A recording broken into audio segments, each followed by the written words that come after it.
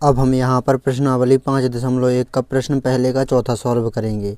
तो यहाँ पर भी हमें बताना है कि इस स्थिति में संबद्ध संख्याओं की सूची AP समांतर श्रेणी है या नहीं, और यदि है तो क्यों।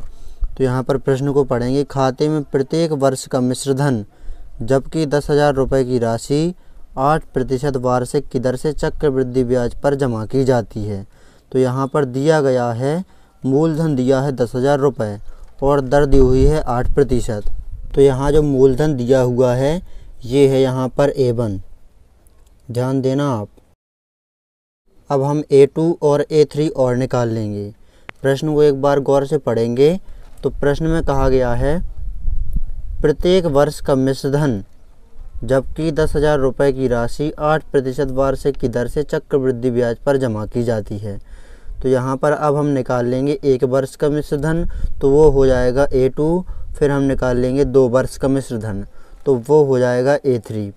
फिर हम A1, A2 और A3 इनका अंतर निकाल लेंगे। अंतर समान होगा तब तो श्रेणी समांतर श्रेणी है, नहीं तो नहीं है।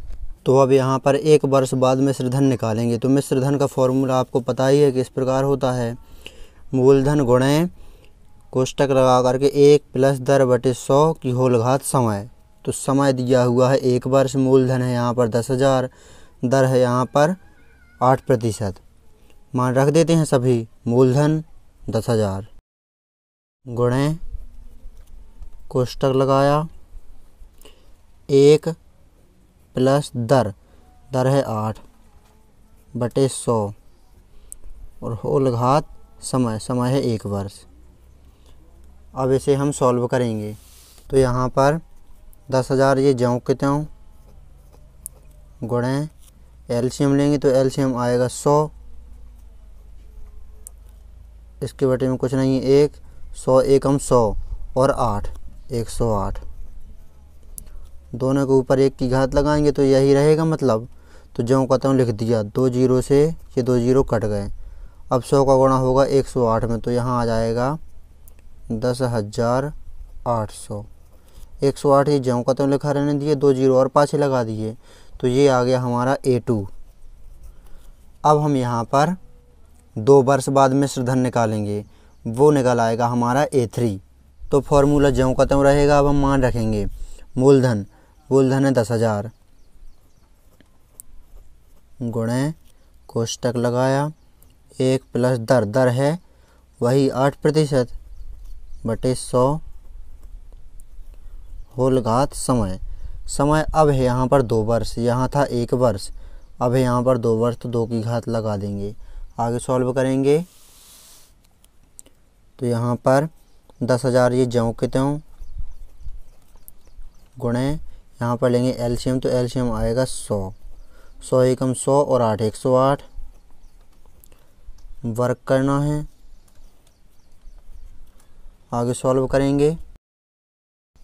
10,000 ये ज्यों के त्यों गुणे 108 बटे 100 का 2 बार गुणा कर देंगे। तो यहाँ पर इन 2 जीरो से ये 2 जीरो कट जाएंगे, इन 2 जीरो से ये 2 जीरो कट जाएंगे। 108 का गुणा 108 में करेंगे तो यहाँ आ जाएगा 11,664। तो ये आ गया हमारा A3। अब यहाँ पर श्रेणी बन गई। तो यहाँ श्रेणी A1 का मान देखेंगे, A1 का मान है 10,000, A2 का मान है 10,800 और A3 का मान है 11,664। तो तीनों ही मान यहाँ पर लिख देते हैं। 10,000, 10,800, 11,664 और डैश डैश डैश। इस प्रकार ये श्रेणी आगे की ओर बढ़ती जाएगी। तो यहाँ पर हमें बताना है जो उक्त स्थिति है ऊपर, ये समांतर श्रेणी AP है या नहीं। तो यहाँ पर समांतर श्रेणी पता करने के लिए हम A1, A2 और A3 इनमें A2 माइनस A1 और A3 माइनस A2 ये मान निकाल लेंगे। यदि ये मान बराबर हैं तब तो यह स्थिति समांतर श्रेणी है, AP है, नहीं तो नहीं है। तो यहाँ A2 माइनस A1 बराबर ये निकालना है हमें और A3 माइनस A2 बराबर ये निकालना है हमें। निकाल लेते हैं हम। A2 का मान है 10,800 माइनस A1 का मान है 10,000, तो यहाँ पर आ जाएगा 800। अब यहाँ पर A3 है 11,664 और A2 है यहाँ पर A2 का मान है 10,800।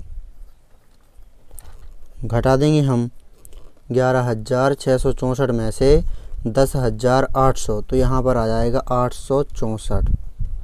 तो यहाँ पर देखेंगे A2 माइनस A1 का मान 800 आया और A3 माइनस A2 का मान 864 आया, तो ये दोनों मान बराबर नहीं हैं, तो उक्त स्थिति समांतर श्रेणी नहीं है। तो यहाँ पर अतः उक्त स्थिति समांतर श्रेणी नहीं है। तो ये है हमारा आंसर। इस प्रकार आपको इस प्रश्न को अच्छी तरह से सॉल्व कर लेना है। यदि आप प्रश्नावली 5.1, 5.2 और 5.3 के सभी प्रश्न क्रम सहित देखना चाहते हैं तो डिस्क्रिप्शन ज़रूर चेक करें।